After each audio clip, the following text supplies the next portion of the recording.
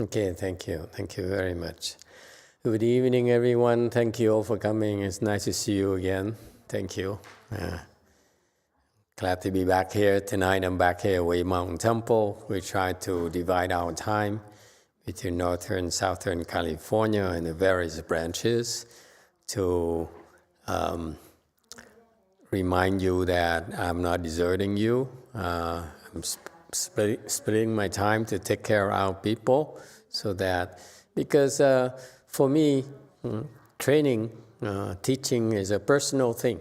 It's about helping each and every one of you so that you, I finally understood why Chan has always been so important in Mahayana, in Buddhism in general. You know, the Hinayana, the first thing you learn when you go to Hinayana temple is to meditate.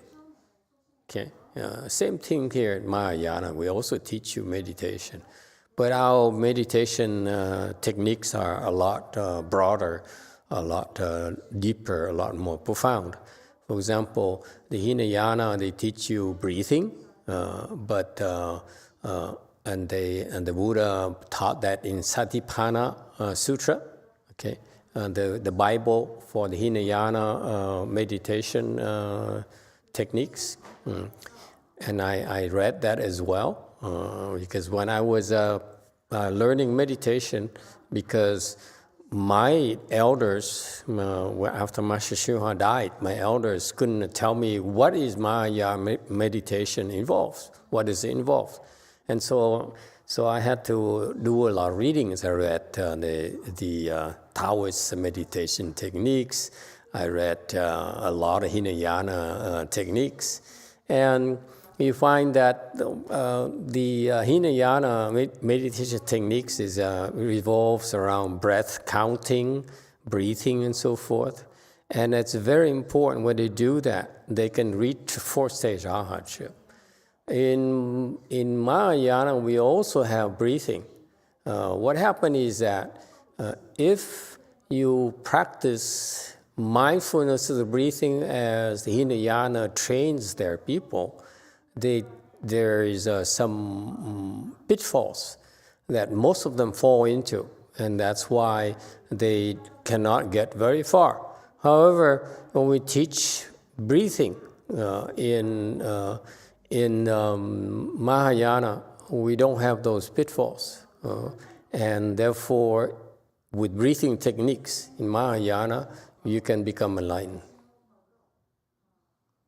Okay? It's not just a technique, but it also has to do with the teacher guiding you and unstucking you. Okay?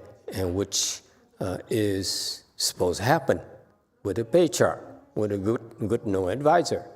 Good no advisor is supposed to help you resolve your obstructions where you're stuck. Okay? Good no advisor is not there for you to make offerings to and build temples for. To me, good no advisors are good no advisors. A good person who knows how to advise you. Advise you about what? Advise you how to become enlightened. There's only one thing in Mahayana, we want you to become enlightened. Nothing else more important to us than for you to become enlightened. Not temples, not print sutras, not whatever, okay, you can think of besides enlightenment. It's enlightenment for us, period. Yes, one. Master, sorry, but we're just so happy you're back. Thank you. WMT. I'm glad to be back. It's warm here in San Francisco. It's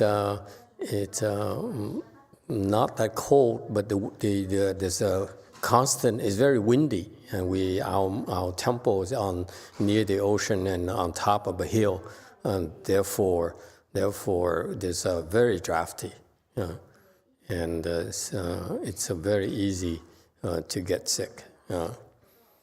I came back here one day, and it's so warm here that my sinuses are gone. It's not like I have to do anything.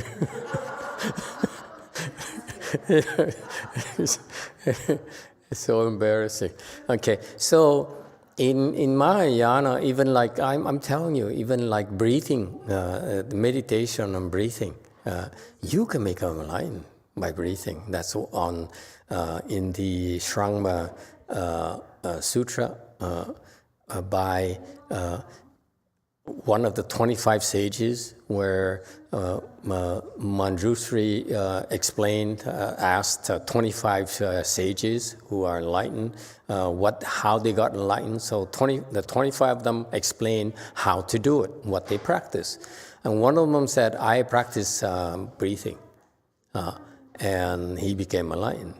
Okay, I haven't practiced breathing, but I listened to that and said, oh yeah, it makes sense.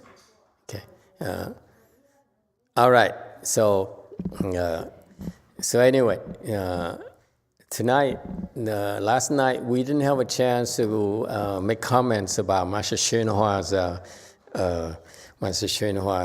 instructions during the Chanchi. Maybe I'm overdoing it. Usually, they make one or two comments. I actually comment on every single slide, which is excessive. Okay, but here it is. Okay, Master XunHua back then, he's very poor. Didn't have a lot of support, but he worshipped the sutras because he realized that if the Buddha is not around, then it's the sutras that are the documentations of the Buddha's teachings. And therefore, he took the sutras as the Buddha. And therefore, he requested a lot of sutras from Japan back then. The Japanese printed, they safeguarded this. They were the safekeepers of the Buddhist sutras. That's one of their bigger contributions to Buddhism. Okay, they spent a lot of money on scholarly researches and making sure that the Buddhist sutras were properly documented and printed and so forth, cross-reference and so forth. It's a great contribution, okay, at the intellectual level. Okay, that's very good. So the master spent money. He said he spent a fortune. That's a fortune to him, okay, not to us. Requesting the sutras, okay, and also they had old sutras that they're out of print. And what happened? This one disciple of his, she's a lady, she's illiterate, so she sent them to the Hong Kong Buddhist book distributor, and he said he sent them to the brightest places go. And I'm not sure what it means in Chinese. Maybe Chinese can help us out. Is there a certain meaning here when he said the brightest place at all? I'm not familiar with this way of talking, with this usage of the language. And Chinese people help us out? Anyone? You know, Master XunHua instruction may be casual, but it's always carries some very profound meanings. Okay, so I don't know why he said he sent them to the brightest place. Is a book distributor who's a special guy, or what? Location or what? It's not clear to me. It's okay. So I'm unfortunately, we don't have. We can't ask him anymore, and this kills me. What happened to all these people?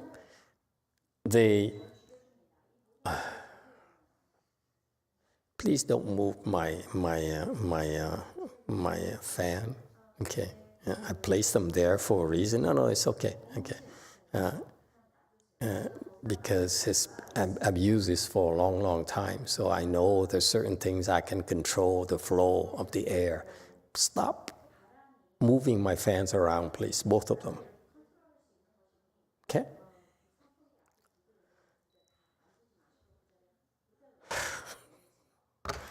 Okay, I will suffer with the heat. instead of having the draft focus on my back. All right,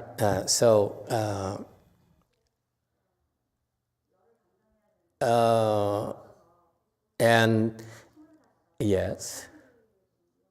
So, Master, I check with Jane. Jane says because the disciple's name is Guo Ming, and then it's Guo Liang. Guo Liang. Sorry, it's a sarcasm. Could be sarcasm. Sarcasm. 送到最亮的地方去。 Maybe a little bit of sarcasm, but it's also something else I don't get. It's something else. He doesn't make fun of people just like that.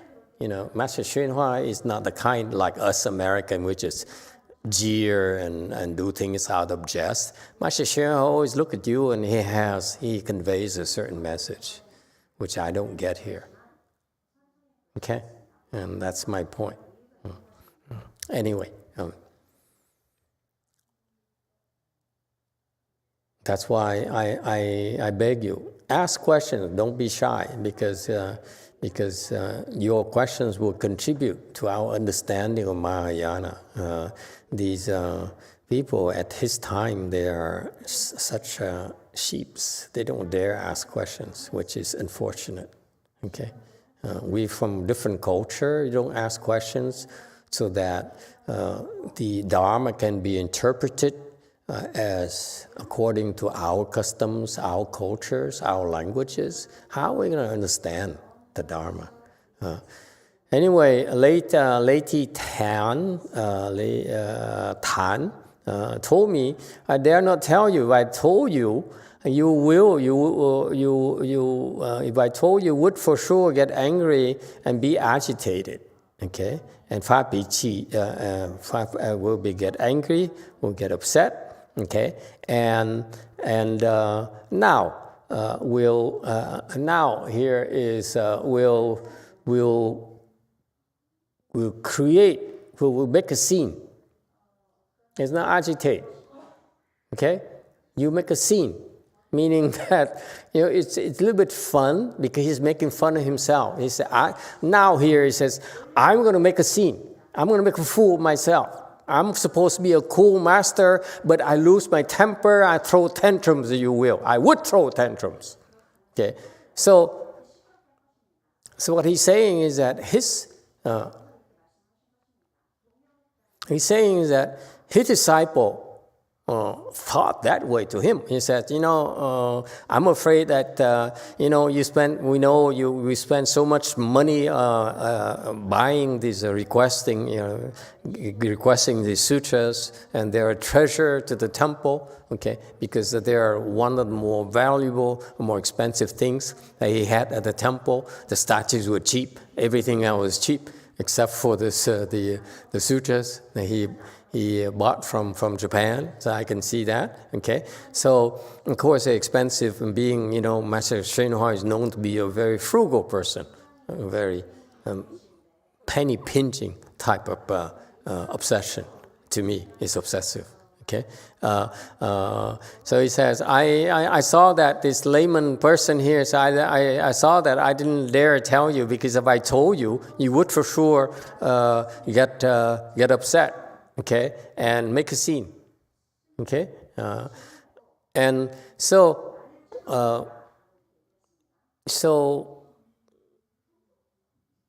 this is Master Xunhua's interpretation of that guy. Now, this is a joke. It's not what the guy said. Okay. But Master Xunhua said, I would lose control. If you know me as being a penny-pinching guy, and you see this woman here, this stupid woman here, literate woman here, giving away my sutras, I would certainly get very upset. Okay. So, but when you know if he jokes like that, it's not the case. It's exact opposite. Yes. Okay. And that's the teaching. All right. I said, you guessed wrong.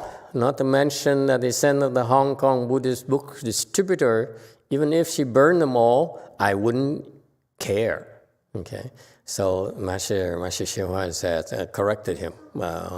You're wrong. You don't understand me at all. You are an idiot trying to second guess the sage's intentions and the sage's priorities. Okay.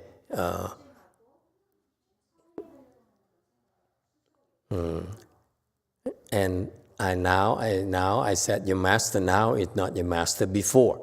Okay, meaning that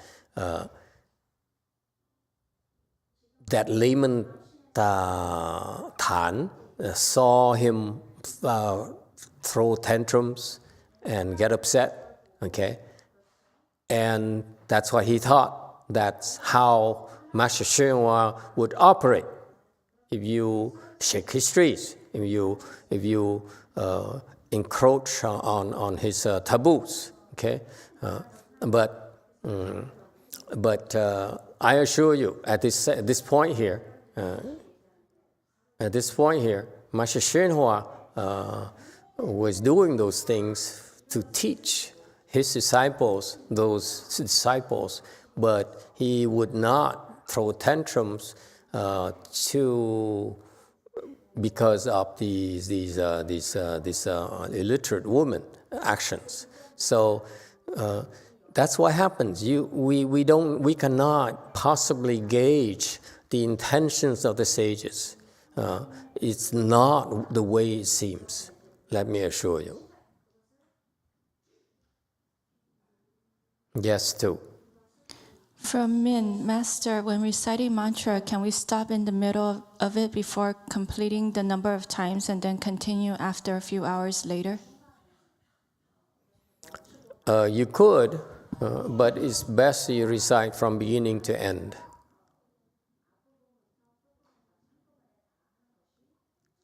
Okay? Preferably.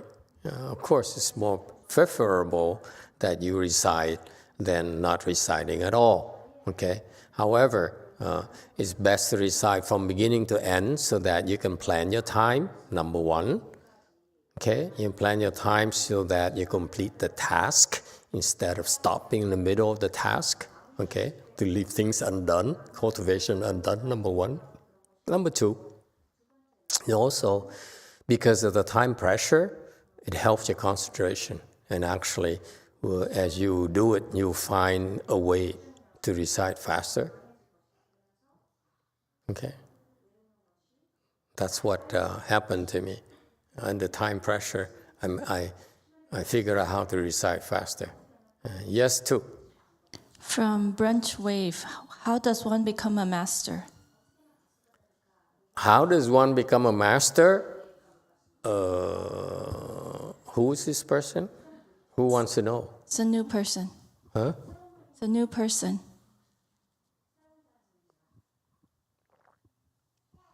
Sumi wants to ask, how do you become a Dharma master, not just a master? Okay, can he clarify? What does he want? There are different kinds of masters. There are Dharma masters. There are masters like masters and slaves.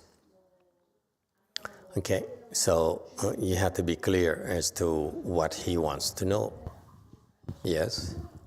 For Min, Master, certain mantra need to be recite 108 times. Would it be okay to recite more than 108 times, for example, 110 times?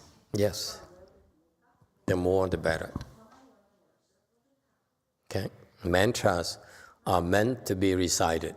Mantras require repetition, especially for you.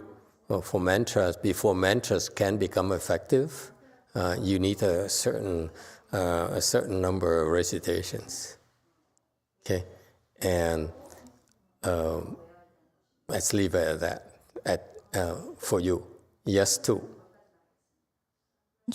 From Brunch Wave, a Dharma Master or a Master of Buddhism? Okay, well, a Dharma Master is a person who lectures on sutras. A master, Buddhism, I think you're referring to, I would answer differently. Okay, so let me answer those two different aspects. A Dharma Master, according to Master YongHua, you must know a certain amount of sutras.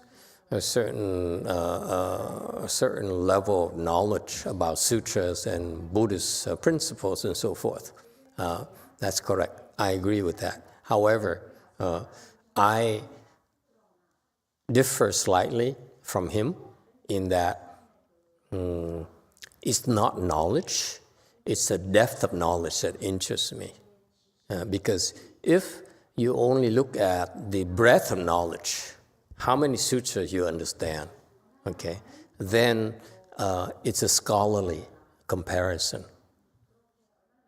Whereas in Buddhism, we focus on the depth. What is depth? Depth requires wisdom, which requires samadhi. This is why in Buddhism, we put so much emphasis on this Chan thing here. The Chan is the most effective way in Buddhism to train our people. So all our patriarchs have some Chan skills, and the better patriarchs have high level of Chan skills. For example, Master YongHua's predecessor, Master Xu Yun, is the 8th ground Bodhisattva. When you look at 8th ground Bodhisattva, it's a Mahasattva level, albeit low. So when he taught Chan, it's very, very solid. You look at his teaching; every single thing is right on. Okay, I refer to you the translations into English of his Chinese, some of his Chinese Chan instructions. That's quite good. The translation are pretty good. Okay, because it's very, very solid instructions. However, they lack but they're more like a dictionary. They said, if you want to learn about medicine, then you should consult this medical dictionary, if you will. Okay, so that's what he does. Whatever he teaches about Chan, it is the proper technique. Is what the foundations of all the Chan techniques are right there. Okay. However, that still remains in the realms of theory, because I make the analogy of the dictionary for that reason. They're like a medical dictionary. You look up all these medical terms, these diseases, but the dictionary doesn't teach you how to prescribe medicine for each individual, the dosages that will work for you, or that won't work for, that will not work for someone else. So that's what Master Xu Yun lacks, is that understanding on how to prescribe medicine for her, for him, for you, for her, and so forth. Each person of you, okay, will have different dosages, have different timing, have different combinations, and so forth. And that requires real wisdom. Whereas Master Xu Yun is a dictionary, so he cannot really teach you how to solve your problems. And yet he's still a patriarch. Okay? When Master YongHua came along, he brought with him the advanced Chan knowledge. Because his Chan skills is very high, which is very unusual for a patriarch, and which is not surprising, given the monumental task that he has to perform by bringing the Dharma here. So he must master the Chan training, and so that the Wei Yang is one of the most advanced Chan lineages I can think of, that I know of. So he's excels at that. Okay, so there's a huge difference when you look at Master Xu Yun's disciples. His disciples, their training is not that good. Okay, I met with Master Sheng Yi. I saw the other disciples of Master Xu Yun. Okay, meaning that the generation of Master YongHua. Okay, in China. Okay, he has a lot of Dharma brothers under Master Xu Yun. Okay, and for example, Master Sheng Yi, who passed away in Hong Kong, he was much more senior than Master YongHua. He's a senior disciple of Master Xu Yun. But his level is not as high because Master Xu Yun didn't quite know how to guide Master Sheng Yi properly. So that's why Sheng Yi got stuck at 6th ground Bodhisattva. Okay, it's pretty remarkable to get the 6th ground, but for him to be stuck like that is unfortunate. Okay. And so, whereas Master YongHua, his Chan skills, his Chan training is really superb, and you can look at the level of his disciples. His disciples got pretty high, even higher than Master Xu Yun. Okay, so as I was saying, the Dharma Master is a master who lectures on the Dharma, particular sutras. Monks and nuns are supposed to lecture on sutras, and therefore it's recommended you specialize in a sutra, and then that's what Master YongHua taught us, to specialize in a sutra, and learn to lecture on the sutras. But what he did not emphasize, which I like to emphasize, is that do not lecture until you have enough samadhi power. Okay, because unless your skills are way up there, okay, your lecture, you should not be lecturing on your own. You should be lecturing under another Dharma Master who's enlightened, who's higher level than you. That's important to understand that. Okay, don't lecture in sutras unless it's under someone else who is enlightened. Okay. Now, as far as a master is concerned, that's easy in Buddhism. All you have to do is have a temple, and then you become a master. Okay, and therefore you belong to the few who can afford to have a temple, who have the blessings to have a temple. Okay, and therefore you can be open your doors and help propagate Buddhism. I, on the other hand, I don't put a lot of emphasis on temples. For me, being a master in Buddhism is about conveying, bequeathing the knowledge of Buddhism to the next generation. Okay, so to me, being a master is about training. And that's what Master YongHua did. He trained his people very, very well. And that's not what his successor is doing. His successor is doing zilch in terms of training people. I haven't seen yet anything at all for me to feel that I can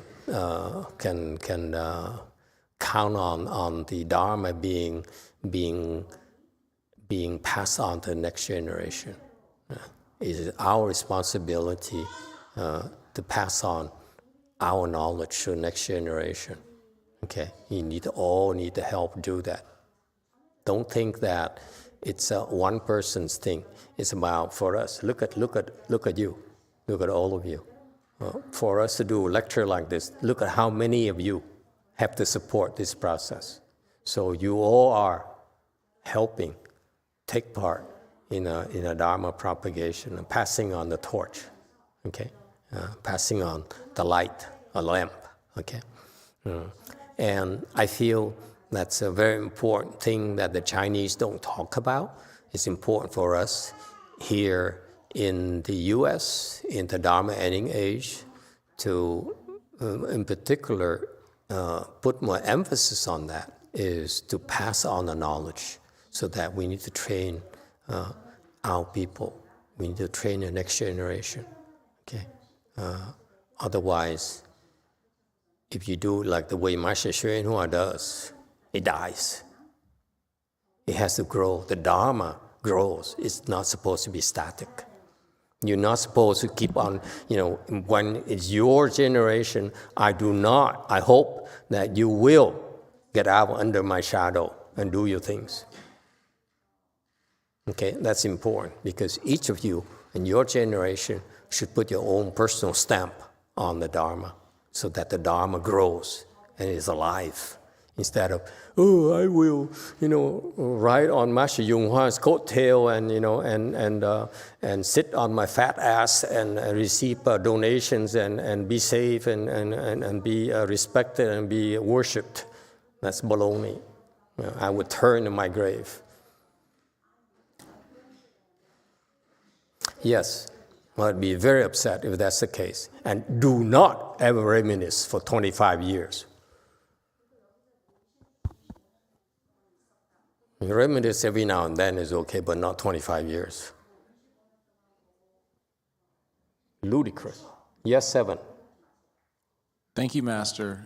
First of all, it is so good to have you back here in Southern California. Might throw a party soon. The weather welcomes. Is that what's next? So are you working on? We aim to please, Master. We aim to please. I feel I should ask this question of you now, since you bring it up, for the benefit of us in the future, not for some very, very, very long time. I know we all hope. Being your disciple, you've allowed us to help put our stamps on your Dharma a lot already, for which I'm very thankful. And so that's why I'm asking, could you provide maybe a specific example of what you would mean when you say to put our own stamp on the Dharma and not be under your shadow in the future? Could you provide? Yes. Thank you. Good question. You see, that's you're supposed to do that. Don't be shy and say, "Oh, yes, Master, we do that," and you have no idea what I'm talking about. Here's what's going to happen. We're so busy. What we're doing right now is invasion. Okay? We invade. We conquer territories, we colonize. We are invading Northern California because Northern California has been static, actually shrinking. So I'm invading Northern California. We started 2 years ago in San Jose, and then last year we moved to San Francisco because of the support that happened in San Francisco. So we're invading Northern California. I used to respect Master YongHua's territory, his territory, Northern California. So I said, when I first started, if I just stick down here, Southern California is much harder to teach, okay, than Northern. Okay, it's two different states, if you will. Northern is totally different from Southern California. Southern California, we're plastic. We love to have a good time. Who cares about cultivation? Okay, so that's why it's so hard to teach people down here how to cultivate.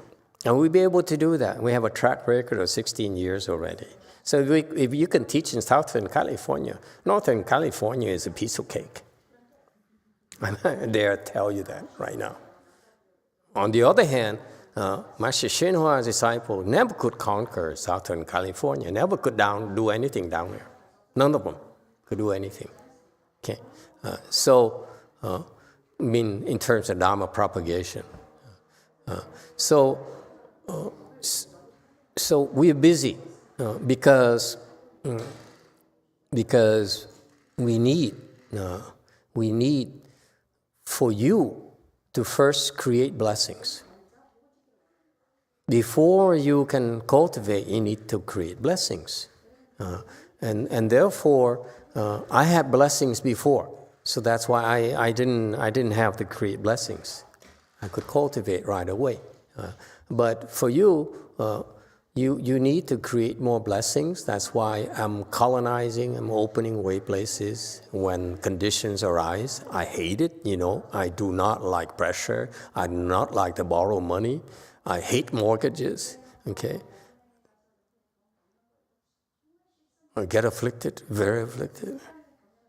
I throw tantrums, and that happens, okay?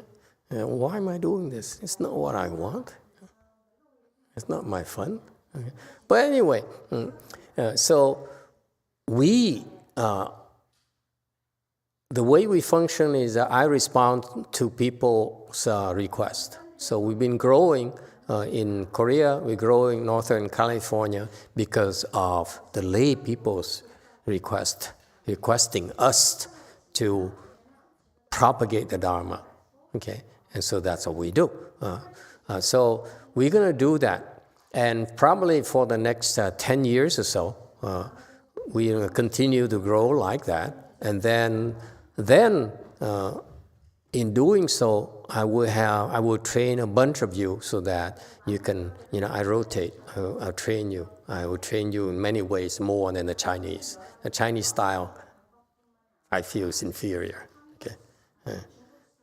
In terms of they don't know how to organize. They can't work with people. Just look at the way Master Hsuan disciples work among themselves and with the outside world. It's amateurish. The professional like me look at them and say, "You bunch of idiots." Okay, you cannot possibly have a big organization organize and grow if that's your mindset. But anyway, I don't care what they do. It's none of my business. So we grow for the next 10 years, okay? And then many more of you will be trained so that you can take on these roles that we're doing. Listen, 1, 2, 3, 4, 5, 6, say, like several people. Every time we do a Dharma event, it's several people here at the main place. And then each location is 1 or 2 people. You see, it's very labor intensive. So we need to train those people to make sure it happens.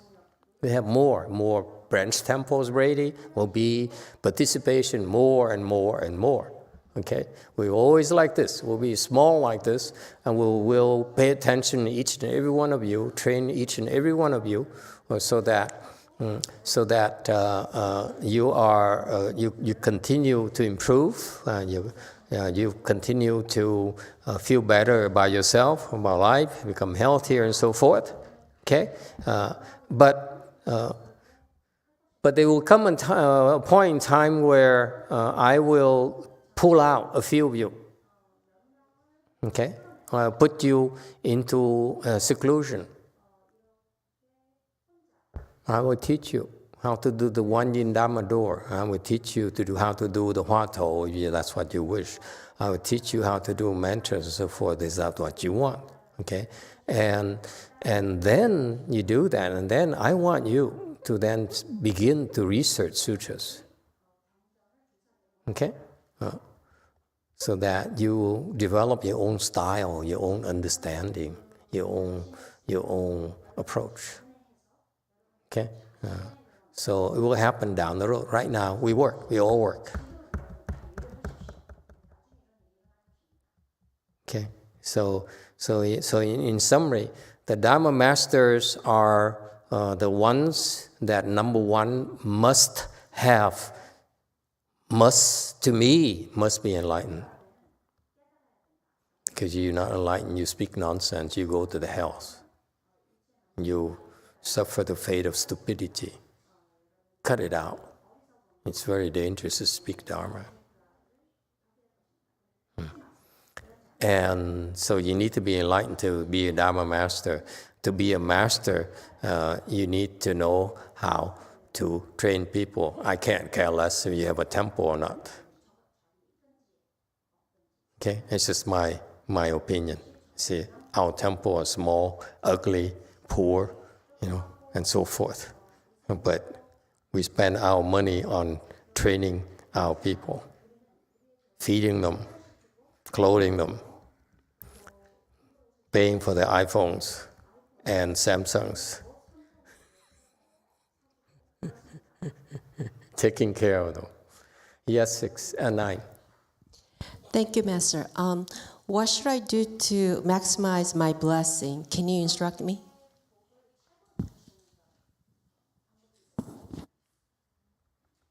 You're a lay person, you need to have a normal life. Your life is about making a living, being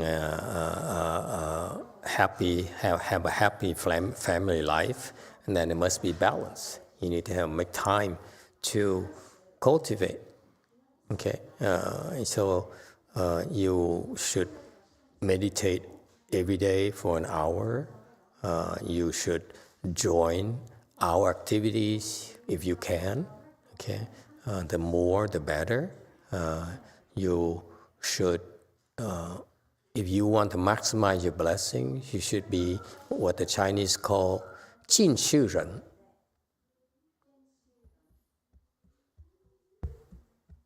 That's the Chinese translation or translation. 尽世人.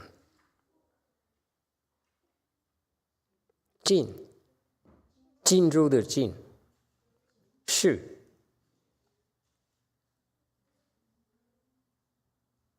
okay, 精进的进, so 尽世人. So you should be the upasaka, upasika, meaning that you should draw near your abbots, your sangha, and support their undertakings. Okay?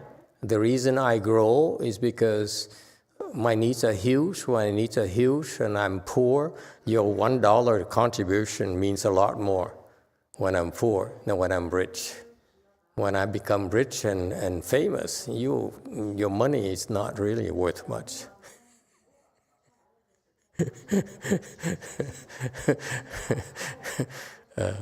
And so you should, you want to maximize your blessing. That's very clever. You assist the Sangha on their undertakings. This is why we have programs, special programs to grow, okay? And grow and grow and grow and do more. Okay. Yes, too. From Christopher L. Master, how do you select lay disciples or left home disciples? I don't select them. I teach them. Whoever wants to be taught, I will teach them. And usually, they're the one who run away. I don't have to select them. It's too hard. They get excited initially, and then they say, "Oh, this is too hard. I mean, I'm not seeing anything. I'm not getting what I want," and they cool off. Okay, so we don't reject people. We don't unless you do something that I will reject you. But if you want to learn, you want to practice, you're free to join us. Okay. But the typical disciple is the one that follows the schedules and participates in the programs. There is all these programs. For example, weekend programs are there for a reason. And they're there for you. And you should try to attend them because they're very beneficial for you in more ways than you can imagine. Okay? And so I look at the people who have a hard time coming, I can see where they're going to fail. Okay? That's the way it goes. Whereas the people who come regularly on weekends are the ones who actually have been steadily making progress.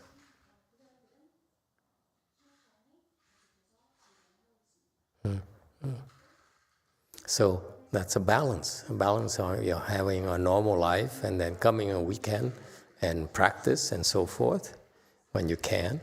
And I think that's a more balanced approach. Anyone else? Okay, so back to slide 25. He says, the master now is not your master from before, meaning that what you saw before is a different situation. The master now is dealing with the situation differently. Actually, I haven't changed. But to you, for you, you should look at me as a changed person because you're an idiot. You don't get it. So it's okay for you to see I'm not the same. And that's typical of Buddhist disciples. They try to gauge a master, and it's not possible. Okay, I would remind you this. When I saw Master Hinayana a few times, I look at him and say, I don't believe anything you tell me. You're such a chameleon. You cry, but I don't see you not crying. And you smile, but I'm so scared of your smile. So, so I learned to tune off. Whenever I saw him, when he smiled, I tune off. When he screamed at people, I tune off. I tune off. I just, don't take it at face value. In the past in Hong Kong, I often lost my temper and often agitated people, okay? Or made a scene, okay? To agitate people is to make a scene. Here, no matter what you do, I will not make a scene. I will not throw tantrums, okay? Because it's different. In Hong Kong, they have tradition of respecting a Dharma Master. They may disagree with you. They would not dare judge you. Here, idiots disagree with you and dare judge you. And you know which ones I'm talking about. Okay? How dare you? You're so stupid. And you dare judge people? You dare judge your master? So he says, in Hong Kong, it's okay. I do whatever, and people respected me, so it's okay. I will teach them accordingly. Here in the U.S., when you throw a tantrum and you lose a temper to teach a person, the third person will become disappointed at you, who will judge you. So that's what Master Hinayana said, I will not make a scene anymore. Okay? I will not. But then again, why not? If they want to leave. Who cares? What do I care? Go. Because, eventually you have to come back. Sooner or later you come back. Because you will not find the solution to your problems anywhere else. So, this is here again, Master Hinayana, I feel that he's taking it too seriously. Okay, I would still make a scene if I were him. Okay. Although not making a scene, not agitating, I'm unhappy inside. These kind of disciples are ignorant. That's what I mean. He says, if I can teach the Chinese in Hong Kong because they are respectful and they appreciate the teaching and they swallow it and it works for them. I come here, I'm Chinese, I'm short, I can't speak English. And so these English-speaking people, they judge me and they say, you are so Chinese and you're so short. You're short-tempered and everything. How on earth can you possibly be a good monk? Yes. Hi, Master. There's a question from Korean YouTube. Yes. Thank you, Master, opening a way place in Korea. This time, I was able to receive precepts, refugee. I took the refugee under you, and my name is Ip Young, Kim Eun-ju. And when I sit and meditate, naturally my eyes closed, and then the Master told me that open your eyes. So I'm wonder what would be the reason that I need to open my eyes. Okay. Well, thank you for taking refuge. Anyone who takes refuge, I'm very grateful because it increases my count. Yeah, I know because I throw tantrums, I have bad tempers and so forth. So I have to count my blessings. While you still are my disciples, I will count you as my, increase my head count a little bit.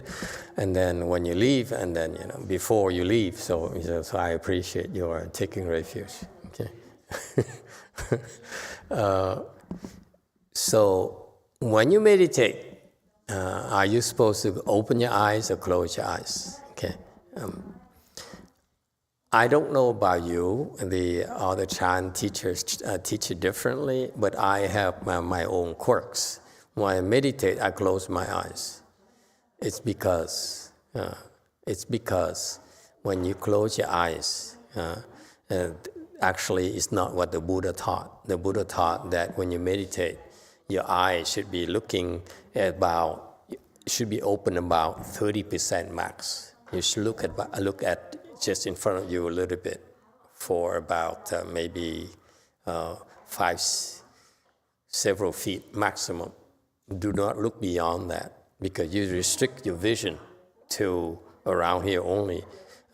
And there's some advantages because you're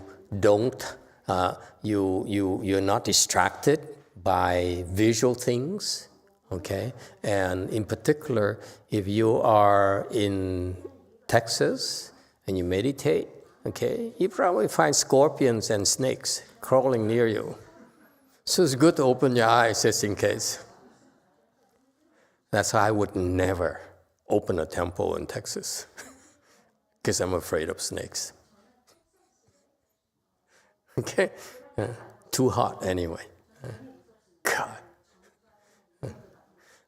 So the Buddha, the way the Buddha taught and the way the traditionally taught is when you meditate, you open your eyes about 20 to 30% and look and glance so much and ignore everything else. So you're like this, okay? So your eyes are sort of like only slightly open.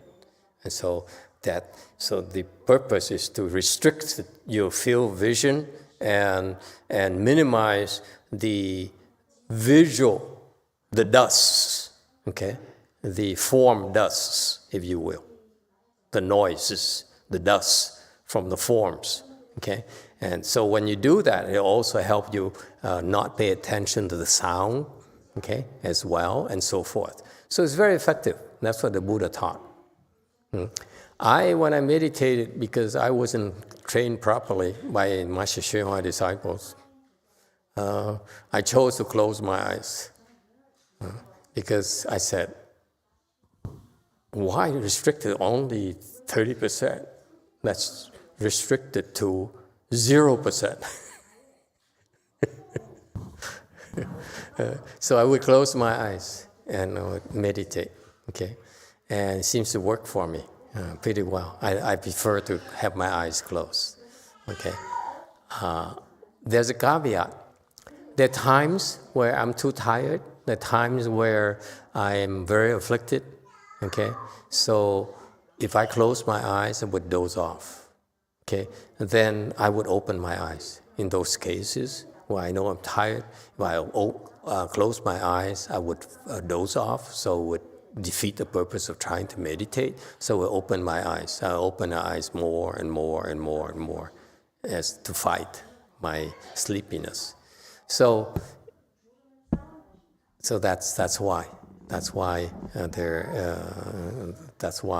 there's certain things that you can do. It's not fixed, if you will. Okay, you do that, eventually you understand why we teach you to do certain things. Okay, a lot of Chan instructions. Let me give you a little tip here. The Chan instructions are actually genius instructions. Okay, it's designed to help you understand through execution. So that's why, unless you follow instructions, you will not understand. You will not appreciate it. So that's why I followed Master Shoa's instructions. I understood why he taught those things. Whereas his disciples do not. They said, oh, this is too Chinese. No, the Chinese instructions are very, very clever. So clever.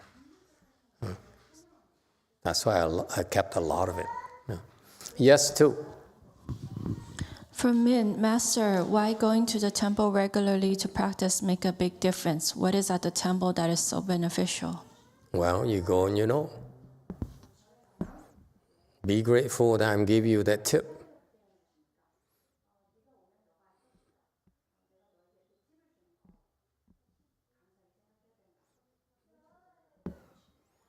In Mahayana, it's called the Great Assembly Dharma, meaning you go and you cultivate together with others.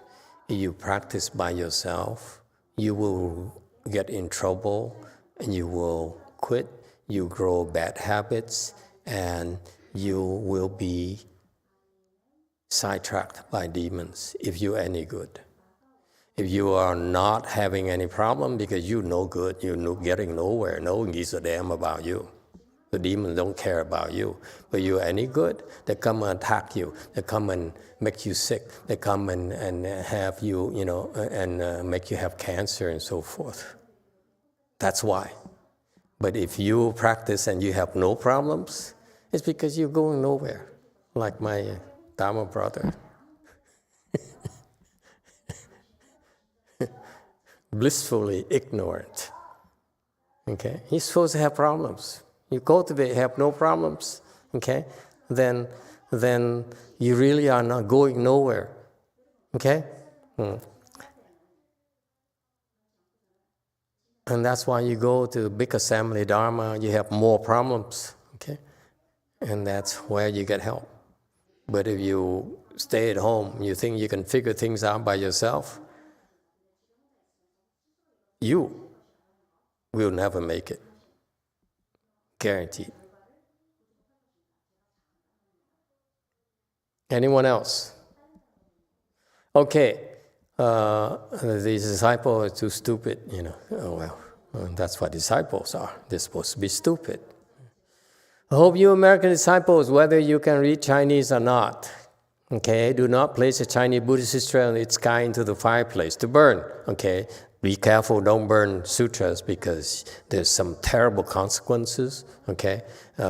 Bring them to the temples, especially our temples. We'll be glad to help you.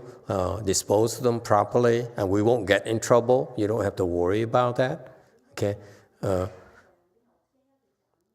I was at my master's temples, and we have a garbage bin. I used to print the Dharma Flower Sutra and misprint it, bad print, so I would bring them out and throw them in the garbage, and they denounce me.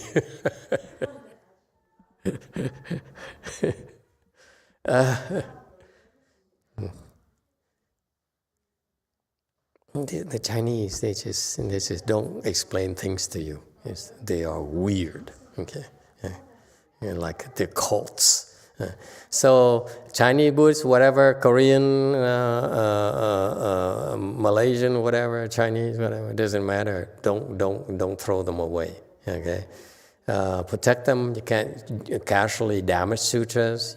That's right. Do not be careful. Do not damage sutras. Like when you pull the pages, pull gently, pull respectfully. Don't go and then tear the pages. And you read sutras, there's a damage, you should fix it, okay? Then we're like, go liang, constantly doing these dark and not bright things. Okay, yeah. And all of you should pay special attention to this. Because very lax in Hong Kong, okay? Because she's literate, because I didn't have to explain how important the sutras were. Okay. He was lax because these people had no potential anyway, so he was lax. There's no point in teaching, spending the energy explaining to these people. She didn't know suitable to send them to Hong Kong Buddhist distributor. Okay, so they did whatever they felt was okay. Was an absolute mistake. People who study Buddhism must respect sutras. I don't know why this Hong Kong Buddhist book distributor. What is the big deal with this guy? Is he a bad person or what? Why does sending him to a book distributor is a bad thing? I mean, he distributes books and sutras. And they must not disrespect sutras. Respect sutras, you're respectful, then you can open wisdom. That's true. Okay. Even flyers we made, whatever we made, we should be careful. Are we here yet? Yeah, even flyers. I don't think we're here yet. 42? Okay, so flyers, when you mention the names of Buddhists and Bodhisattvas, be careful. Do not throw them around. Do not make them dirty or destroy them. Bring them to us. We'll destroy them for you. Dispose of them for you. This is very important. You do those things, in the future, you will become more and more stupid each life. Because once you do it, next lifetime you do it again, you do it again and again and again, you dig a hole for yourself. And that's why it's so damaging. Whereas you learn these instructions from Master YongHua, you don't get it. I'm told you, go to the temples, okay? Go to our temples. And you say, why? Then don't go.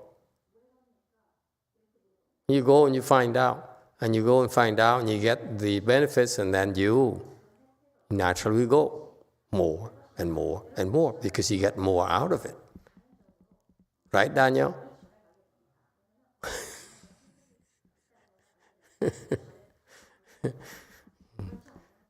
All right. All right. Is it hot in Korea? How come you are fanning yourself? There's no air conditioner in Korea or what? Huh? I see Kong people. Huh? It's too hot? You guys don't have fan? You don't have air conditioners?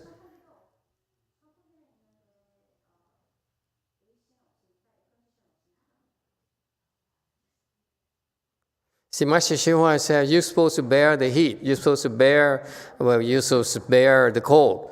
I'm different. I want you to bear the cold, but I don't want you to bear the heat because I can't stand the heat. Okay? Take care of people. Okay? That's our rule. My rule of thumb is that when it's hot, turn on the AC, help people cool down, because it's very difficult for them to focus when it's too hot. But when it's cold, it's a good thing. It helps their concentration. Okay? But be careful when it's cold and you see children and old people in the Buddha hall and at the temple, make sure it's hot. Make sure it's warm so that they don't get sick. All right? Very good. Any other questions or comments? If not, then we go to 42. Yes?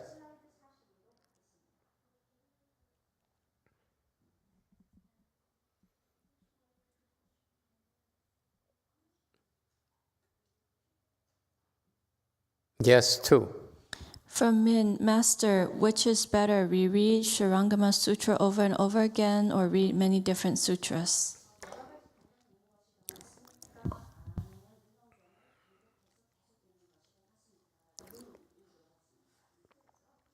for him, I would read the Dharma Sutra like several times. Okay, for this guy. For Min, he should read it several times.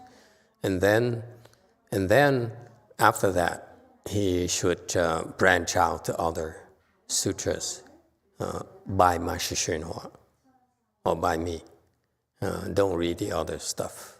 Okay, don't read Xu Yun. Don't read. Don't read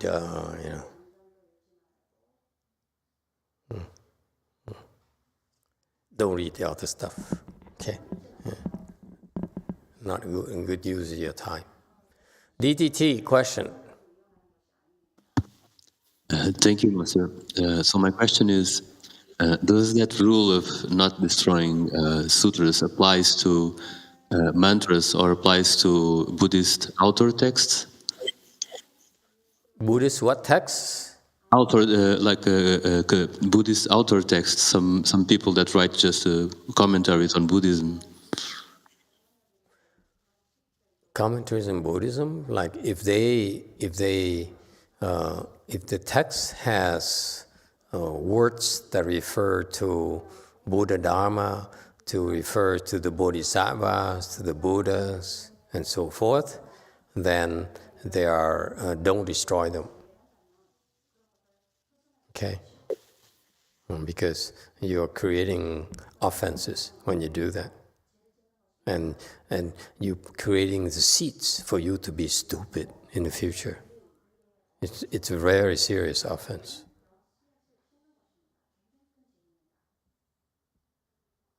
Is that what you're looking for?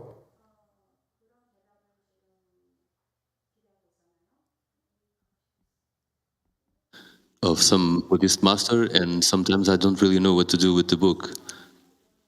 What to do with the books? Yeah, because I didn't want the book in the first place, but they insisted I brought the book home. A book about some Buddhist content, like agamas or other stuff. Yeah, in the future, try to refuse to take them home because they're not good for you to read, not at your current level. You don't want to read the Agama Sutras, you don't want to read those sutras because it's not good use of your time. So in the future, try to decline taking them, and if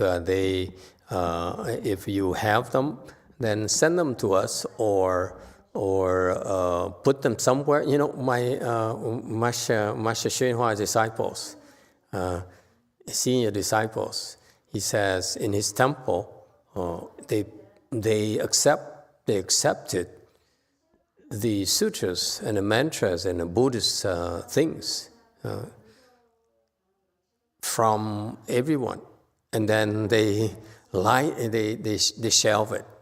So there's an area in the temple. This is when I was in Avatamsaka Monastery in Calgary. And so they have a shelf where they have all sorts of old books, things that people discarded that has Buddhas and Bodhisattvas' names and so forth. And I looked at them and said, why are you doing this? He says, because we cannot destroy these things. So we leave them alone until they fade. So the print or the ink will fade by themselves. I said, well, it might take thousands of years. He says, it's not my problem. Well, I said, what about fire hazard? These people are weird. Yes, too. From Christopher L. Master, if we encounter demonic attacks, what should we do? Get help. Okay. Yes, 8. Thank you, Master. I just want to ask about my personal instruction to you. So actually, I just, before I go to work, I recited the 42 Henjanai's book So Purihanjan Eyes books like Shuranga mantra, I recite 3 times, and the medicine master mantra is 3 times, and reverse mantra 3 times, and great compassion mantra is 1 time, and then I just recite the Purihanjan Eyes, and then I just meditation 20 minutes, my regular the work. So is that okay right now? I'm doing okay, or I want to change the like great compassion mantra like 100 times, or Shuranga mantra. I recite the Shuranga mantra every day. You're very busy. How do you get to do so much? Because you know my situation, I really want to make a blessing. So, because also I'm starting the work, I need some concentration. Also, I make some more feel better. So I wake up early in the morning. People go to work. I do that. Okay. Yeah. Then continue what you do, and recite. Are you reciting the Medicine Master mantra? Yeah, How many times? 3 times. Okay. Why don't you recite 108 times? Just Yes. only medicine mantra 108 times Medicine every Master day. mantra. You do it for. That should take you about 20 minutes or 15 minutes. It will be shorter and shorter and shorter as you get faster. Okay. Okay. Yes. Thank you, Master. You're welcome. And I will also teach you to recite something else offline. Okay? I don't want people to know. Okay, later. Yes, too. From Goat Forest Apple, if I had an extra 15 or 20 minutes to stay at Goat Forest each time, what would be the most important thing I should do? Sitting in full lotus, reciting, bowing, or something else?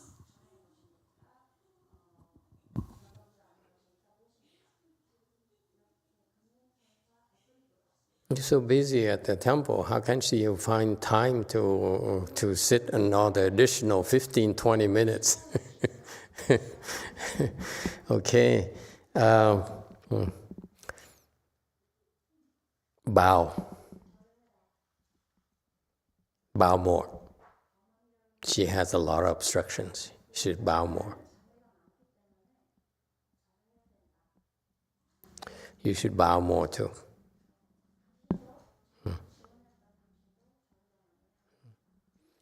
Okay? Bow. That's very important. Master Shua used to bow several hundred times a day for a long time. The Koreans, they have their practice is very, very good. They do a lot of bowing. That's why Korean Buddhism is so strong. The bowing is very, very wonderful Dharma door, and it's very good for your body. But the Koreans do it excessively. I hope the Yusunims will stop teaching people to bow like 3,000 times. And that's insane. I mean, you wear your knees out, and this is totally insane. I mean, it's nonsense. I mean, the body is not built to be used like that. Okay? But it's a good thing to bow every day. If you could, bow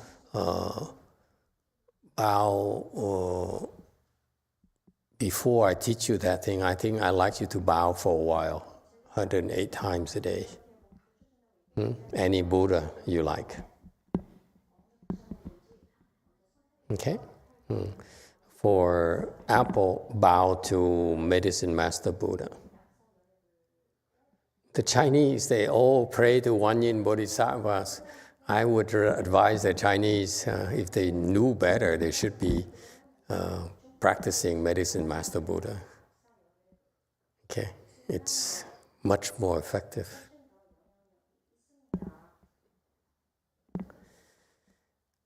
Okay, Jewel Kong. 네, 혜순 선생님 질문입니다. 팔리오 경전이 집에 23권이 있는데 번역하신 스님이 아라한인지 아닌지는 모릅니다.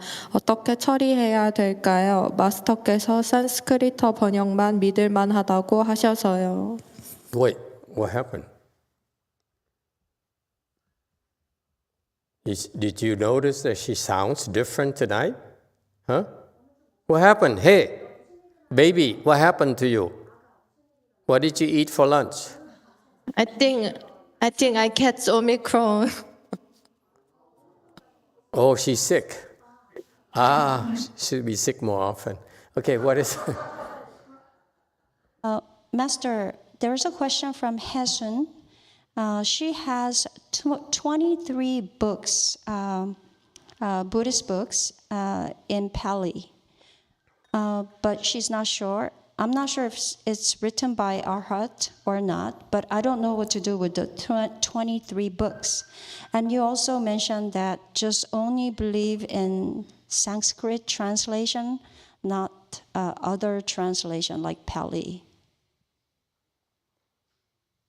Yeah, if you read sutras at all, read Mahayana sutras, don't read Hinayana sutras.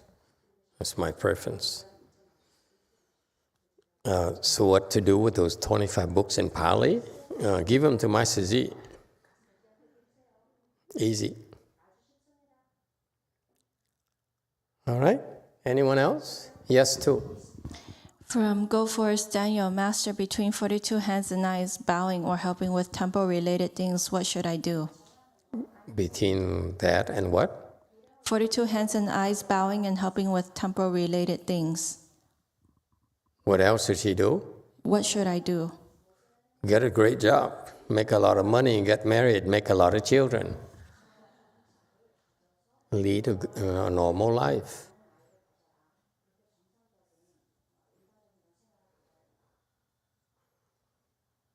You think I'm joking? You're lay people. You should have a normal life. You should have a good family life. A good family life meaning that you should be a better person. You should, part of your cultivation is to have a good life at home. Your wisdom should help improve your quality of life, not become more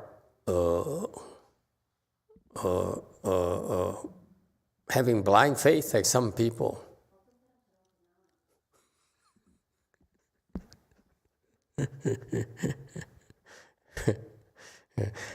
In Buddhism, faith is important, but you put your faith in people who are wise. Like Master YongHua, he's proven to be a great sage, okay? Himself. You look, his entire life story and many disciples who talked about him. You know he's an extraordinary person, a person with great wisdom. So you put faith in people like that. You don't just believe, hallelujah, whatever. It's also faith, but in Buddhism, we put faith in a sage, okay, the sage's teachings, so that we can verify ourselves that the teachings is correct. So it's not blind faith at all. It's bad. At the beginning, it sounds like blind faith. It appears to be blind faith, but actually, it's execution of what is the secret practices that will help you unfold your wisdom, which you wouldn't otherwise be able to figure out yourself. I challenge you. You see if you can figure out how to open your wisdom on your own, how you can become enlightened on your own. Good luck. Yeah, you've been trying to do that since the beginningless time, and you failed miserably. That's why you're still here. That's why you're still stupid. You're still sick. You're still totally confused. And you think it's going to change? You're doing the same thing you've been doing since forever. Wake up. Yes, too. From Adrian C., I believe he's a new person. Are you observing how the teachings are evolving in the West? And if yes, what aspects do you find interesting and less interesting? I haven't observed the West evolution at all. I found that my disciple has been evolving. I'm so busy looking at the evolution of my own disciples, I haven't noticed how the West is evolving at all. The premise of this question is that, are you looking at the whole world and observing things? I say, I don't look at the whole world. I only look at the whole world when it's entertaining. But I don't look at the whole world just to learn. We, in Buddhism, they open our wisdom by looking at our own faults, not looking outside. Okay? We don't look at God. We don't look at others. We look at our faults. That's what is called return in the light and look at yourself. You use your own wisdom to look at your faults. And that's how you become a better person. But thank you for asking. It's the premise is wrong. This is the Western thinking where what do you think of this and of that? No. What we do is we look at what we did wrong, and we fix them. Okay? And that's our cultivation.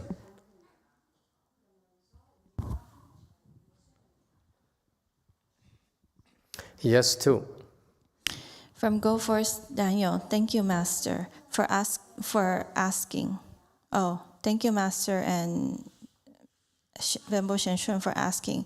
Master's instructions are taken. However, if I have 1 hour to cultivate in the morning, out of those 3 options I mentioned, what would be the best for me? For you, I would bow like crazy.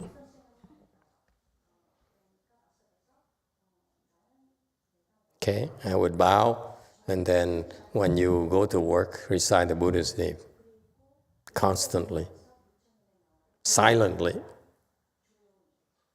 Okay, that would be helpful for you.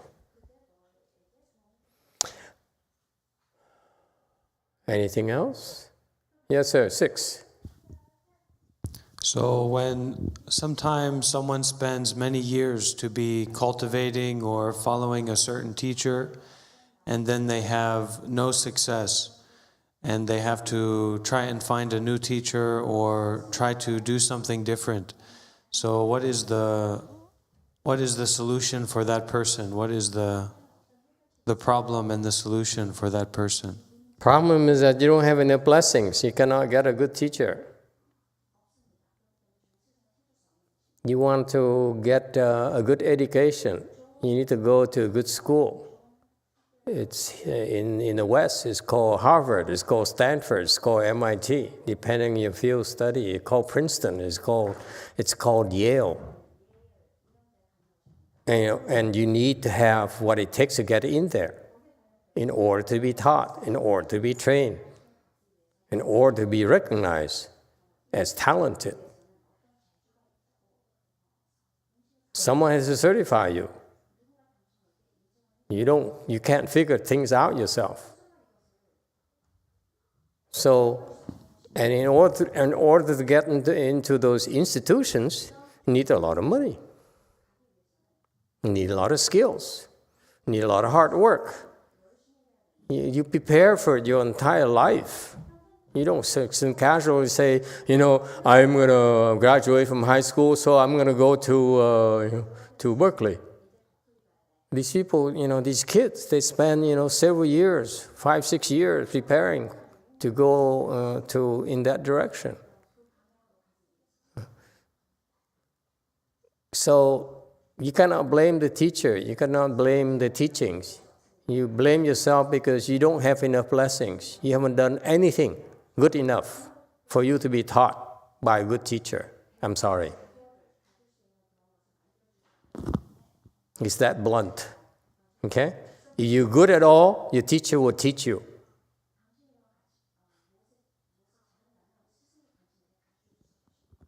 The teacher teaches you because A good teacher never wastes his time. He look at a person and says, this person has potential. What is potential in Buddhism? Potential is the goodness of your heart. The potential is your track record. Potential is your blessings. What have you done to plant your blessings? You know, Master Shenhua, my teacher, says, for me, for all of us to be able to practice Mahayana, we've been planting our blessings with Mahayana since countless kalpas already for this to be possible. It takes a lot of blessings because the people who don't have blessings, they fall off by the wayside. They come, they stay for a while, and then they say, I disagree. They're too stupid, and they dare disagree. That's a sign that the blessings run out. And there's plenty more who don't have enough blessings to even come. You know, when Master Shenhua was alive, you know, that woman right there, his disciple, okay, never took him seriously until after he died. And now he had to come to me, learn from an idiot. That's because she didn't have enough blessings. And she came to my temple, she worked for how long, Goyin? At Lu Mountain Temple? 10 years? Huh? She cooked for 10 years.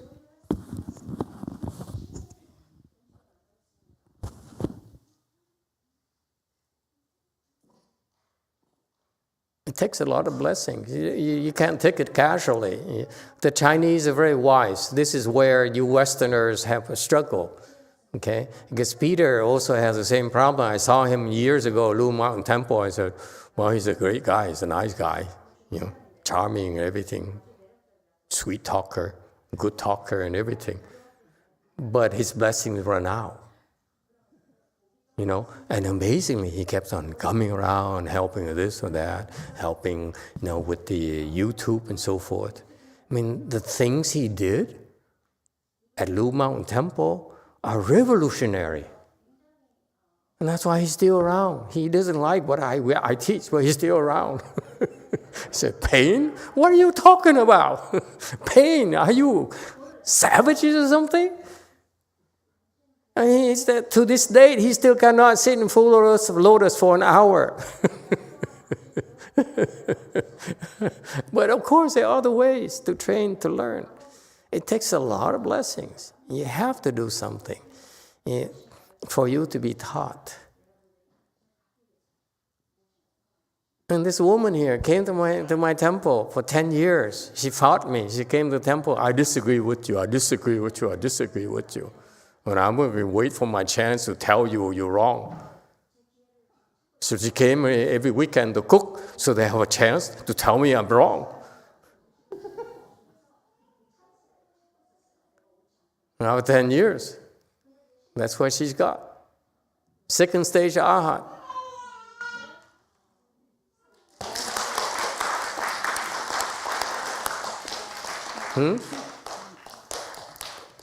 Woman can't even read. She can't read sutras. She can't read anything. And she's second stage Arhat.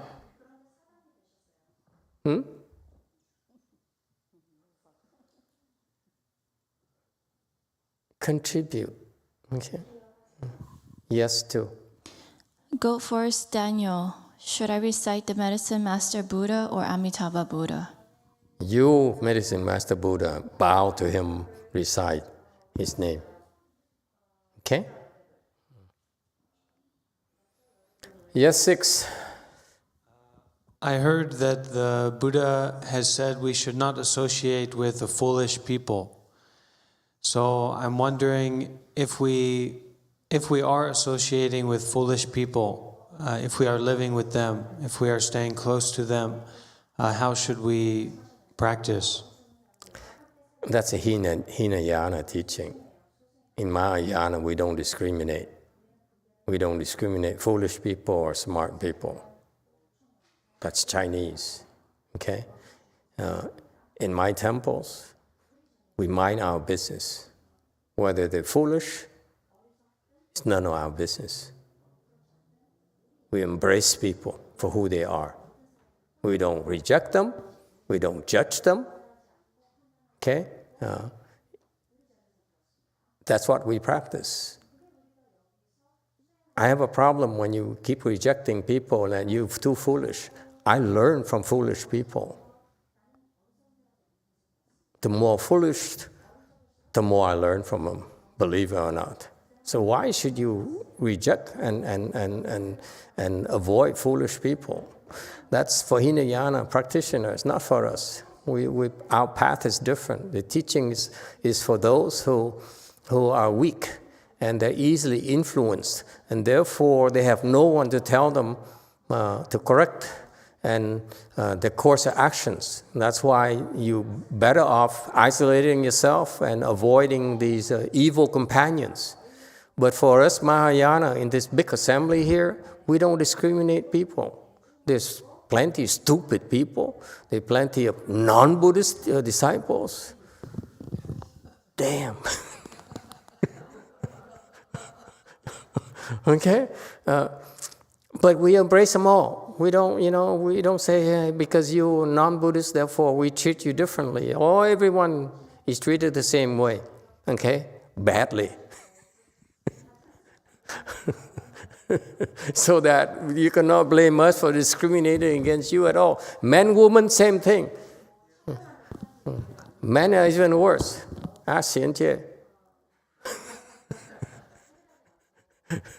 Yes, too. From Derek, a temple I volunteer at serves food in paper boxes to volunteers and patrons.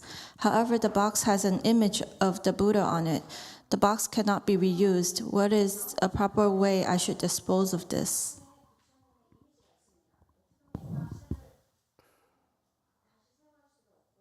Don't eat the fruit. That's the best way, is to avoid the confrontation, avoid the controversy. Don't eat the fruit. Ignore the fruit. Don't touch those things. It's easier. Go to the market and get some fruit yourself.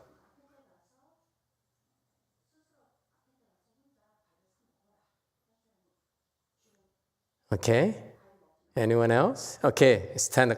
Yes, Catholic. I have a quick question. A good question, actually? Quick question. Oh, quick question. Excuse me. Yes. As a Buddhist perspective, how do I increase my blessing even though I'm Catholic?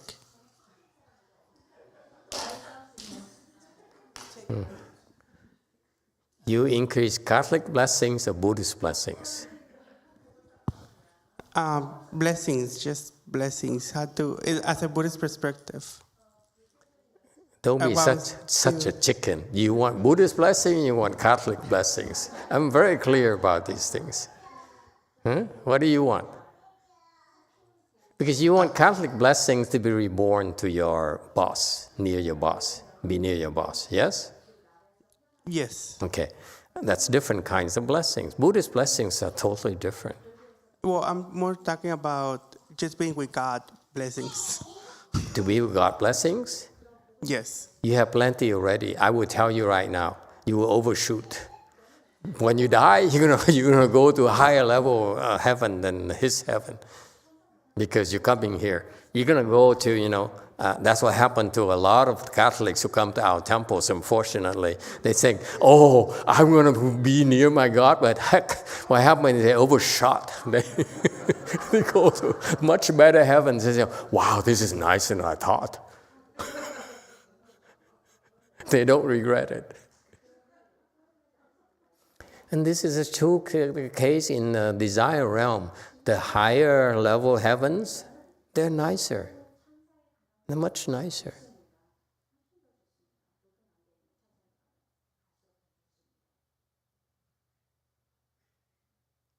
Go ahead, Conk.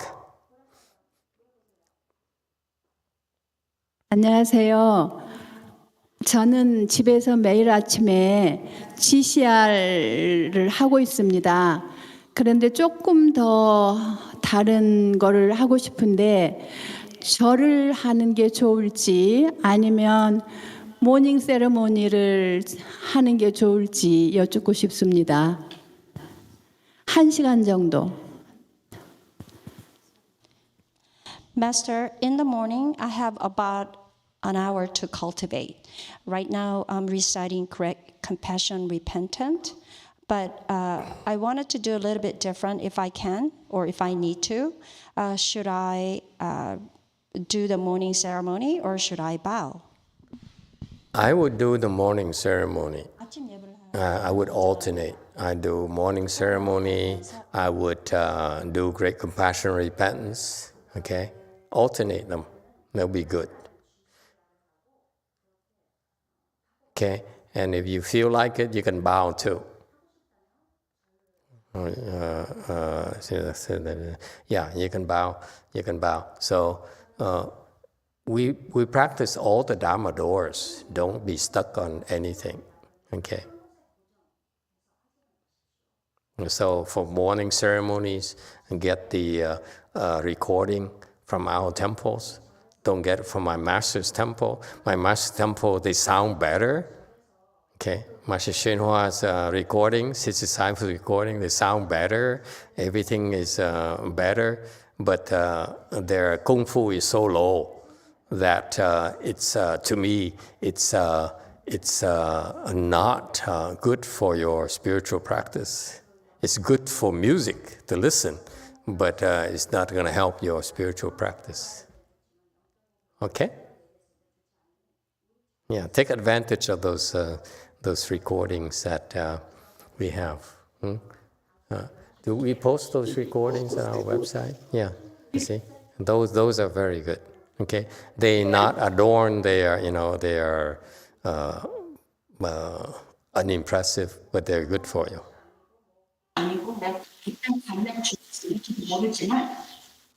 Thank you, Master. I'm using your MP3 file. Oh, Thank that's you, the Master. best. Okay. Yes, too. From Alex, is it better to focus on all that I do wrong and try to be better than that, or to think of all the good I do and want to do more?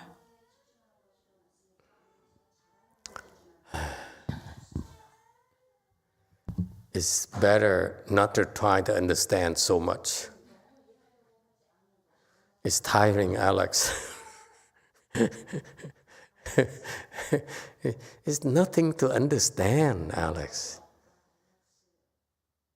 When I teach you to bow, like you bow 108 times, you bow and you bow and bow every day, okay? And even that simple act of bowing right there is supposed to help you reduce your thinking, reduce your desire to understand so much. Understanding, Alex, let me help you once for all. Understanding is Hinayana. We don't do Hinayana stuff. Is that clear? Okay. What you understand right now is with your thinking mind. That's what Hinayana teaching does. It appeals to your logic. And we frown upon that. Mahayana, we don't care. I don't care how smart you are, how educated you are, how stupid you are. It's the Mahayana practices will help you unfold your wisdom.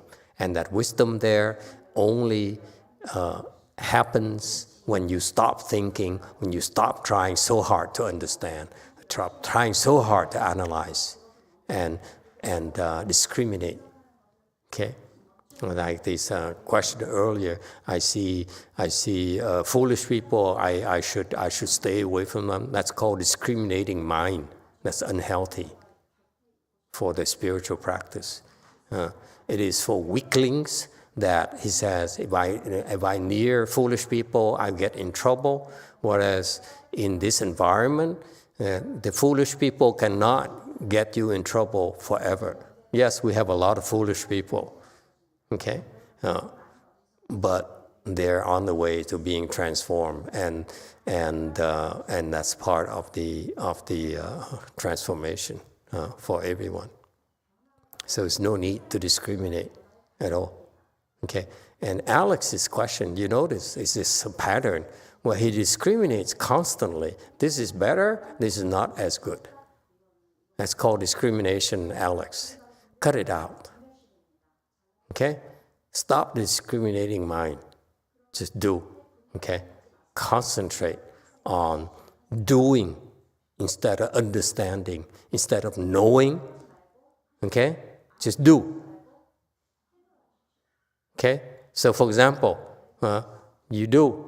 You bow, and that's all you do. You don't try to understand. Like the old monk, he's so attached for years. This old monk here, he reads sutras, and the abbot of the San Francisco temple, he loved sutras. He loved to explain sutras and so forth. And so every time that he got a new understanding, he's very excited.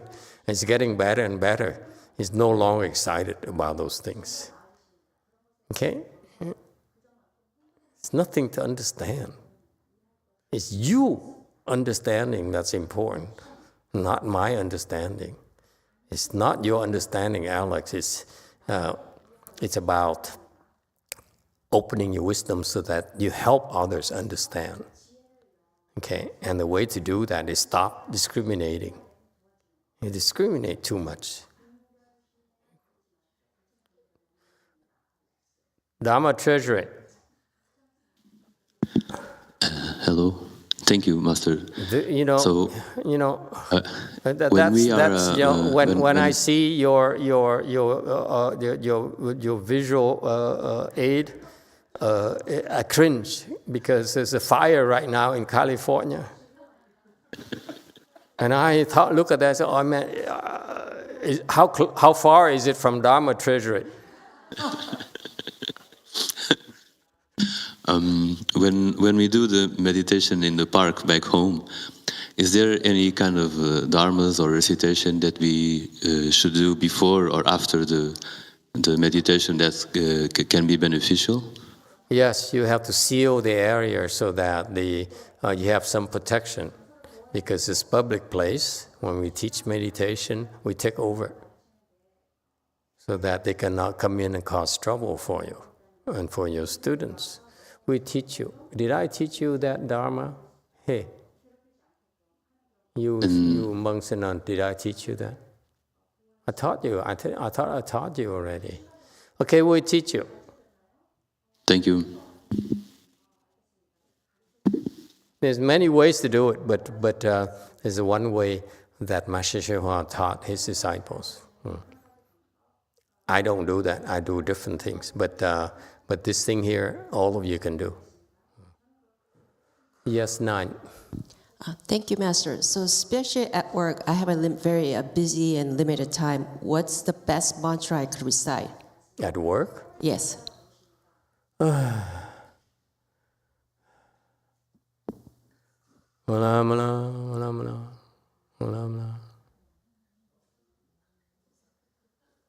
Okay? It's harmless.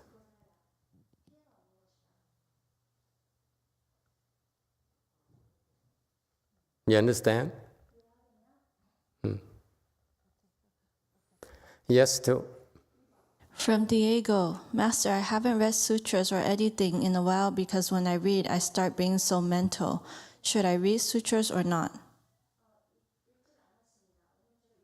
Bow more, Diego. You're not bowing enough. You're very smart. You can pick up things very quickly.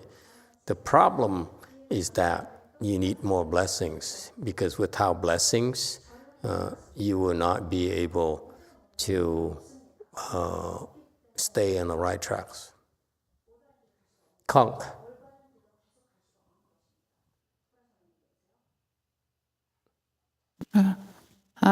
들리죠? 안녕하세요, 마스터. 저는 불화선언의 입재입니다. 안녕하세요. 저는 저번에 이제 불칠 끝나고 그때부터 이제 집에 왔는데 마음은 너무 편하고 좋은데 제가 지금까지 이렇게 그냥 자연스럽게 제가 지금까지 알게 모르게 지은 그 죄업에 대해서 굉장히 마음이 무겁더라고요.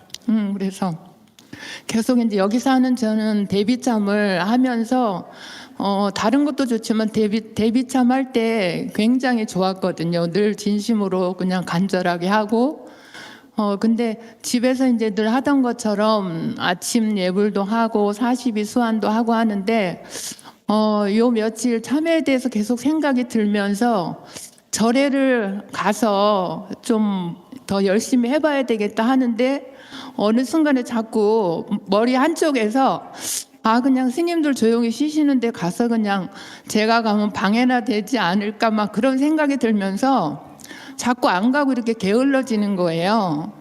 근데 이제 요즘 불칠 며칠 참석하고 법문을 듣는데 어느 날 이것도 장애인가 내 스스로 만드는 생각인가 싶어서 안 되겠다 해서 이제 그날 당장부터 지금까지 이제 계속 무조건 수행을 하든 안 하든 절에 와서 누워있든 놀든 그냥 무조건 와서 명상하고 그냥 스님들 도움 받아가지고 이제 해봐야 되겠다 해서 요즘에 오고 있는데 계속 제가 요즘 지금까지 했던 마음속에 이렇게 참회에 대한 거가 자꾸 마음에 이렇게 걸려요. 그래서 어떻게 하면 좋은지 한번 마스터께 여쭤봅니다.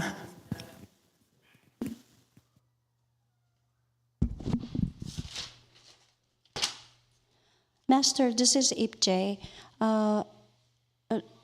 After Fochi, I went back to home and my mind was really comfortable. But I started to think about karmic offense that I committed for a long time, and then my mind became heavy. So whenever we do great compassion repentance, sincerely repent, and then that was good. These days in the morning, I do morning ceremony and 42 hands and eyes at home. And I thought about maybe I should go to the temple because due to that karmic offense, I want to do something about it. But then this thought arose saying, why should I go to temple and bother senims? They're all there. If I go there, then I'm going to bother them. But anyway, regardless of this situation, I was listening to the Dharma talk, and then I understand that I might bothering senims, but I forced myself to go to the temple. And then since then, I went to see senims and then participating in temple schedule. But again, my whatever that I am really focusing on nowadays is about that repenting regarding the karmic offense that I committed for a long time. Would you have any advice for that? Okay. For you, you probably want to go, if you have time, it seems like you can have more control over your time than the typical person. If you have more time, come to the temple and practice with them. So if the sunims do the ceremonies, do ceremonies with them. Okay? Don't do things on your own. If those ceremonies are very important for all of you. It does wonderful things. Those ceremonies are designed by great Master YongHua for a reason. Okay? So if you have a chance, just go and do ceremonies and participate in those activities, ceremonies and repentances and help out, whatever, okay? And if you do that, then it will be very good for you. Even like, I don't know how good you are with Dharma instruments or something, but you can help like Jumi, you know. Oh, she broke. I heard that was it she or someone broke the big woodfish? Yeah, the Koreans, they are brutal. First, Yumi beat up on my woodfish, and then some Sunims came and hit so hard that it fell. I never heard of it before. You know, this thing here, and they hit it to the point where it fell down. Can you imagine? Yeah. No, you should teach people that when you hit the woodfish, you don't use force. You only lift and use gravity. Okay, those sticks are heavy, so you lift the stick and let it go. Lift and let go. Lift and let go. You don't use force like this. Okay, this is different from Taekwondo. Okay, and karate. It's different. We are very refined. We're very effortless. You just lift, and you can't even tell we're using effort. Okay, because you lift, you use strength right here. You lift up, and then you let go. Lift and let go. Lift and let go. Okay, and we have to teach people that, and that's why I will buy you the next woodfish. If it breaks again, okay, I will not buy you another woodfish. You have to teach people properly. You cannot allow people to use them. If they don't know how to use them, they will break them. Okay? These are very expensive Dharma instruments. Actually, they're creating serious offenses when they make such mistakes.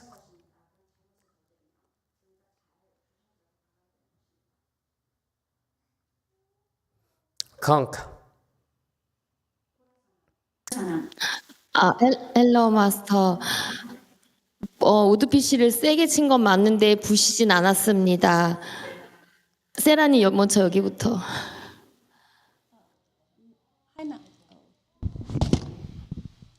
Hi, Master. It's true that I hit the woodfish hard, but I didn't break the woodfish.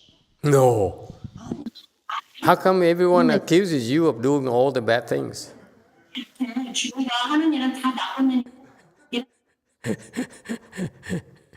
제가 덕이 없나 봅니다.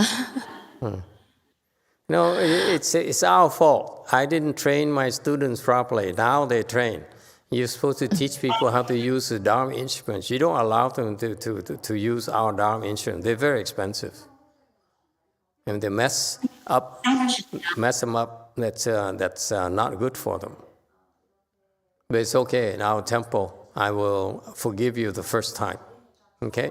Teach them properly. Otherwise, they will destroy the Dharma instruments. All right. I was joking, Jumi. 네, 마스터. 마스터지께서 잘 가르쳐 주셨는데, 제가 아침 예불 때 특히 목탁을 치다가 갑자기 목탁이 무겁거나 관절 부분이 아파서 목탁 스틱을 놓치지 않으려고 하다 보니까 세게 쳤는데, 이럴 경우에도 중력을 이용해서 마음을 비우고 쳐야 되는지 질문드립니다.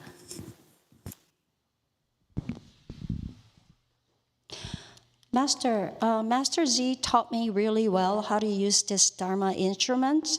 But what happened was in the morning, I was using the woodfish, and then the stick was too heavy for me.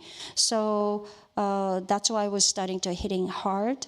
So even in this case, do I need to use the gravity and then empty my mind at the same time? You hold the stick midway, hold a bit higher, so it's less strenuous for you. Because if you hit it too strenuously, your right arm will be bigger than your left arm. And your husband will not like it. And then one arm has more, veins than the other. Now you cannot go down to the beach anymore. 마스터, 제 질문은 중간에 치다가 갑자기 스틱이 무거워지고 관절이나 온몸이 갑자기 아프면서 온몸이 식은땀이 나는 증상이 있었을 때 어떻게 해야 되는지를 질문드립니다. So, Master, what happens is I'm hitting the wood fish, and then suddenly it became really heavy, and I start to sweat, and then I start to have pains in the body. What can I do at this situation? Don't get angry. 화내지 말아라.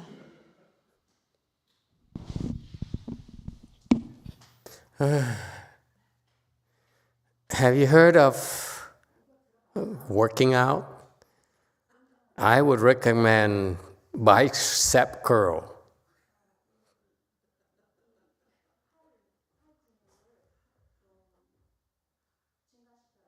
Okay? Yeah. Practice by lifting your husband.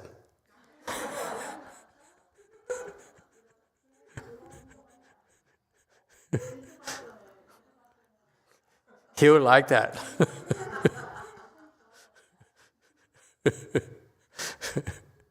Tell him this is our bonding time. I want to lift you.